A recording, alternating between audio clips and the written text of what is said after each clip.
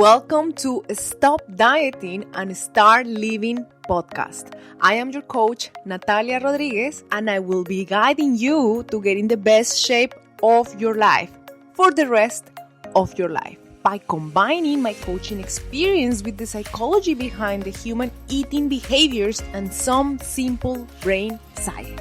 Get ready to be coached by me. Hello guys.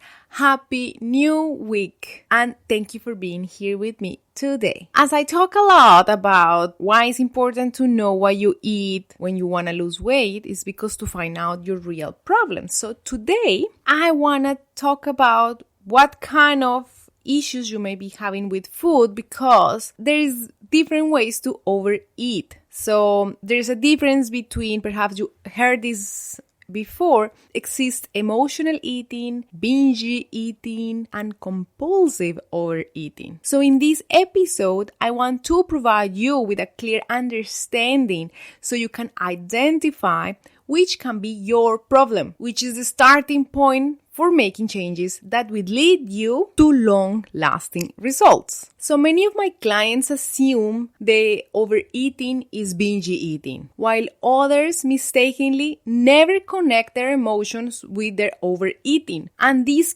keep them stuck, because if you aren't clear of what eating issue is your main trouble area, you can't address in the way that you get the lasting results you desire. So let's take this first step together, because once you understand exactly what your problem is, finding the right solution will be much easier. Just first, I want to say thank you. Thank you so much for reviewing and rating the podcast, for liking these mini coaching sessions. Remember, this is for you, so you are the reason why I'm here today and every week, helping you to get that dream body for the rest of your life. So with no further ado, grab a coffee or your favorite drink and let's talk real. This is a big issue for most of my clients, not knowing what the problem is. And that's why diets don't work, because they don't go to the root causes of your eating problem. And that is like putting a band-aid to a broken arm. If you have done your homework from episode 1, you may find out that indeed you're eating when you're not hungry. And in today's episode, you will be able to connect what type of eater are you, so you can use the correct solution to fix your gain weight problem from today. Because finding out that you are eating when not hungry is the first step of realization, because finding out that you're eating when not hungry was only the first step of awareness. And in my experience, sometimes I even think I have a little bit of all of this. I have been working on each at the time. So don't freak out if you feel you have a little bit of each one. Just work on each at a time. Remember the project the project of becoming healthier. Let's start with emotional eating. In general, everyone is an emotional eater at a certain degree, but it is very different from overeating and binge eating. Let's see it. My clients don't always recognize boredom as a way of entertainment. For example, eating to be social with others, eating out of boredom, or in a celebratory mode like Christmas or end of the year. Like you find yourself toasting and cheering with champagne just because it's fun, but you don't really need it, right? Or eating cake for birthday. It's just because it's her birthday, so we have to eat cake, right? Or happy hour on Thursdays and Fridays just because it's happy hour. So what happens is an emotion is causing these thoughts that goes into your mind, and somehow someone planted them in it. I will explain a little bit more about this later, but know that any sentence that goes into your mind creates a feeling, a vibration, and can make you sad, happy, confused, angry, excited. And if they are negative, we are trained to run from them because they are uncomfortable. And we have the belief that we need to avoid discomfort as much as possible. So here you eat when hungry or not to escape from feelings. You grab something to eat that makes you feel better temporarily, which will give you extra weight. And you think you have no other choice. But remember, you always have a better choice. A choice that is in fact on your favor, that acts and works at your convenience and on your best interests. If this is you and you are used to use food for comfort, you must know there is no feeling in the world that can hurt you. So feeling it and not acting about it won't make it worse, won't kill you. You think you have no choice but to react on your emotion. But that's not true. You are the creator of your thoughts. You can become the editor of your feelings. You can unlearn this. We aren't born like these guys. Food is comfort, that's okay, that's normal. But society created another way to see food. It created a pattern that if you cry, you eat to feel better. So it is normal we use food to feel better. And this comes from your childhood. When people gave you food when you were sad or happy, that food reward system had brought us here today. Like many parents reward their kids with food for the same reason, to stop the baby crying. Eat dessert when finish the vegetables. Many of my emotional episodes come from the discomfort of stress caused by changing my routine, for example. I have a hard time moving houses, changing jobs. Like when I moved to Europe and gaining 10 kilos, for example, I get so stressed that eating became my best friend. And because, of course, it has been always there for me. It seems right, isn't it? Well, it's not. It's just giving me another big problem. So the best way to address these problems is to start becoming aware. Learn how to manage your emotion, and your awareness will be your first step. Every time you notice you're having an emotion and you are going straight to eat something, write it down. Don't force it to stop eating for now. Just be aware. Recognize the feeling. Name it and write about it. Perhaps if the feeling is not so strong, come up with ideas that make you feel better, different from eating, like going for a walk or call a friend. If not, just noticing it's already a big step. This is very different than binge eating. Let's talk about that one. Binge eating is very maniac. A lot of people don't get the difference between the two. It comes usually as the result of a restrictive diet. Most of the people I've worked with, they are pro-dieters. They have been dieting for a while, and this can be driven by emotion. But it is very different because they feel like out of the body experience. That is how I used to feel it. Sometimes I still have some episodes of it. It takes time to unlearn this one, and it feels like a huge urge to eat that feels threatening, like death or life situation. So people can't stop eating. They consume large quantities of foods in a short period of time. They can't stop. They eat fast and they don't stop until they run out of food or they can't physically move. Also, that's carry guilt and shame. And they may heavily restrict the following day by exercising or doing lots of cardio or trying to burn off the excessive calories, which doesn't actually work. And they will come back to the restrictive mindset, which is perpetuating the issue because what they do is to restrict 3-4 days and then the wheels fall off again. When the urge of binging comes up again, it is like a loop, because it brings you back to the same thing over and over again. A lot of binge eaters don't know how to stop. I mean, it takes time, and it took time to get to this point. Binge eaters usually do it in secrecy. They don't do it in public. Like me, I used to go for a party, for example, eat all the delicious food there, and I will sneak out of the party to run home to overeat even more. I was the one always next to the buffet in the party, eating while talking, not enjoying the time with people, just focused on food. I remember even one time at a friend's house, oh my God, this is embarrassing. She baked some delicious brownies. I ate almost all of them. Of course, I felt shame afterwards and I was embarrassed because everyone was looking at me like, okay, they don't feed you at home or what? But I couldn't actually help it. I couldn't stop. It was so tasty and it felt so unreal, but it was awful. And all of this because I was so restricted and deprived in my diet, I didn't recognize that. And those moments felt like a window opportunity to get out of this restriction, but I was not thinking about it. It was just a feeling. It was just an impulse. And I was trying just to make the most of that. Like, oh, now I can eat. Let's eat everything. So binge eating comes from deprivation. The person will stuff not with chicken and broccoli, but from the bad foods or those that they restricted and label it like unhealthy or unreachable. That is why how we label foods is so important, guys. Listen to my previous episode, the one for last week, to learn more about this. It's very important how we label food. And now, being constantly fighting these cravings and being obsessed and thinking about food will create a habit. And that is why binge eating becomes a big issue, because it's not a one-time thing you do. And because our thoughts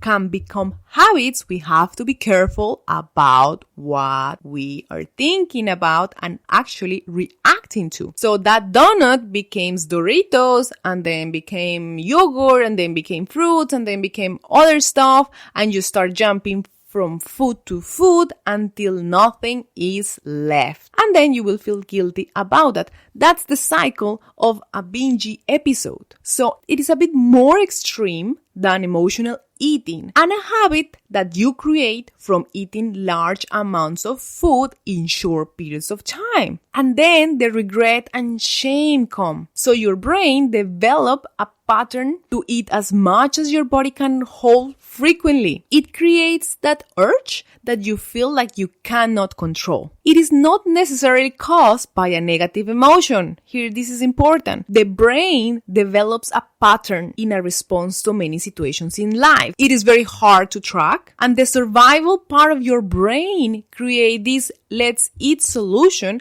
and make you feel very real. And the more you do it, the stronger it gets, until you think you cannot control yourself. So, for you to understand your brain a little bit, he is divided in two parts, the higher brain and the lower brain. The lower brain is the animal part, the emotional one, where rainbows and unicorns hang out. And this one is the one creating the urge in your mind. You want to see it like your inner kid. The one that you don't want to be driving your car is the one that you want to keep in the back seat with the seatbelt on. That one. Then you have the higher brain. This is the rational one. This is the one that controls your voluntary muscles to act. Think about it like the adult part of you, the one that you want to be driving the car. So the urge of eating comes from your lower brain, and it activates your higher brain automatically.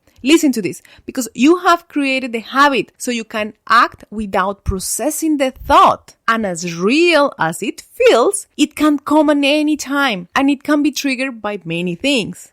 It works like this. Your brain creates the suggestion, like, oh, let's eat, because it thinks you need to survive. And the trigger can be when you're alone or with people, and when you're sad, anxious, stressful, anything actually. So here you want to work on the urge, not on the trigger. Understanding what it is, when it comes from, and what makes it go away. So work on understanding what it is, when it comes from, what reinforces it, what makes it go away. Also with my clients, to bring this to an end, we try to incorporate those foods intentionally. Those foods that triggers you. So many people will try to tell you, oh no, just don't buy them, you know. But yeah, when you find them in a party, you will have this problem. So you wanna take these away from your life forever. So the best way that it's been working for many of my clients is to incorporate them intentionally on your daily basis. Put them on a plate with your meals. You put a little bit with the rest of your meal. Sit at the table. Practice eating them when you are not triggered. Slowly incorporate them. It is okay if you end up feeling out of control again. Though it's okay. This will start going away with time. So don't be scared. It's normal to have fear, but remember what I was saying about running away from your feelings? Well, in this one, I want you to run against them. Run towards them. Don't run away from them. This way, you will be able to get comfortable with those foods again. and you won't feel out of control anymore. So give yourself permissions to eat them. It is a great opportunity to learn to eat them and feel comfortable around these foods again. Because remember, binge eaters become like this from restriction and deprivation. So if you keep restricting them, you will still have that feeling there. And as with emotional eating, being aware is already a big step. So how you know if you're a binge eater? Let's think it like this. If you eat an Oreo when you're not hungry and you're able to stop, you're not a binge eater. But if you are in the same situation and you are not hungry and you're eating some Oreos and then you move on to the ice cream and then you move to the Doritos and you continue eating and eating other stuff, even when you are super full, yes, you are a binge eater. Now let's talk about compulsive overeating.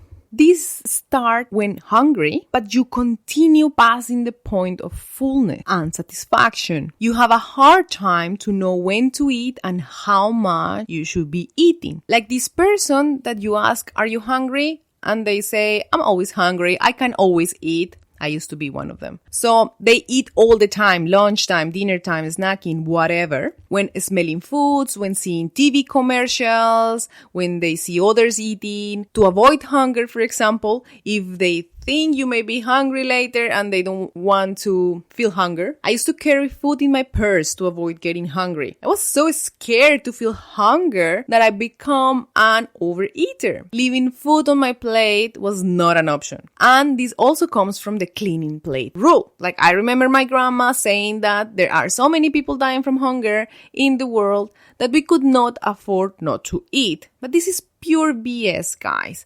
We need to eat what our body needs, not less, not more. Even if we have the possibility to eat the food of the whole world, that won't prevent people dying from hunger. That happened for other reasons. So this is all about what are you saying to yourself. Again, our thoughts create our feelings with silly thoughts like when you think, oh, the food is too good, I can't stop eating. Well, that's creating an overeating emotion. Or when you think, oh, I wish I could eat all that, looks so delicious. Somehow you're bringing a fake positive emotion to your brain and he will try to help you to accomplish that task. The foods that we choose have also an impact. High processed foods are created to want you to eat more. Companies produce foods that create physical cravings. They have a laboratory for that. Can you believe it? So they can sell more. They have people studying and getting in our brains to make us eat more, creating products that make harder to stop eating. So even if you follow your body cues, when you eat these products, you feel struggling. So yes, be careful of what you eat as well. A few tips here to start working on this. Get in touch of how much your body needs. Eat when hungry and stop when full.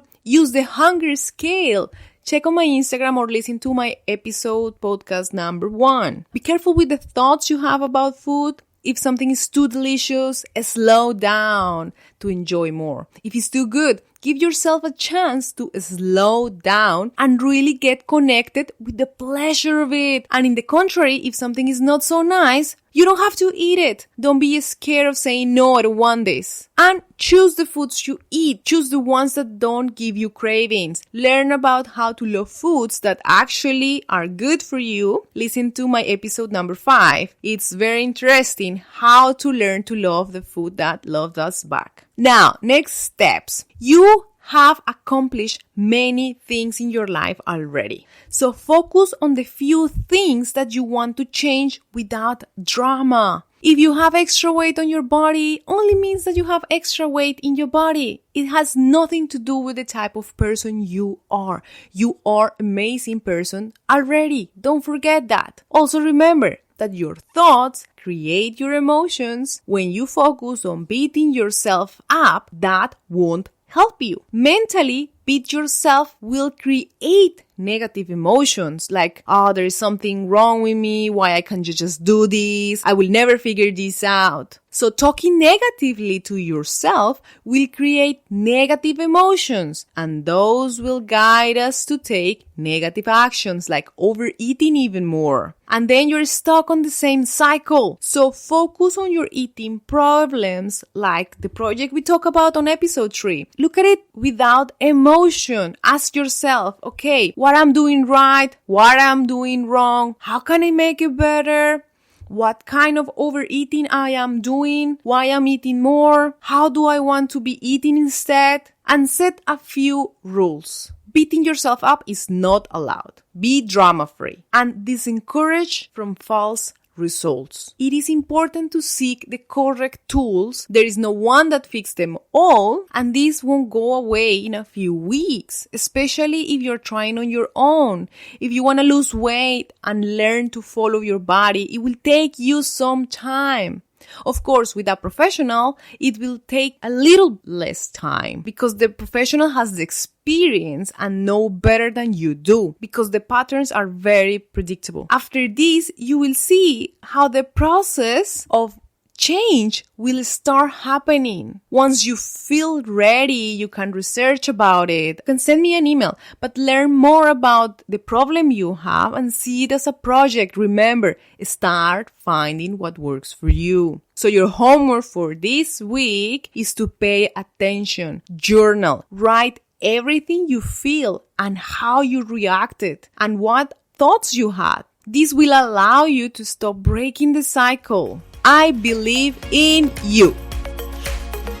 Thank you all for listening, and I hope to see you here next week. If you like this episode, please leave a 5-star review. That will support my cause. That is to impact as many as you as possible. And if you definitely want to lose some weight and you are tired of dieting, restricting yourself, and feeling guilty after eating your favorite foods, I have every month a few spots open to work one-on-one with me. I can guide you and give you the confidence that you need to learn, practice, and keep your dream body forever. For more information, go to notfitforlife.com. You can find the link in the episode's notes. Have a great one. Lots of love, your coach, Nat.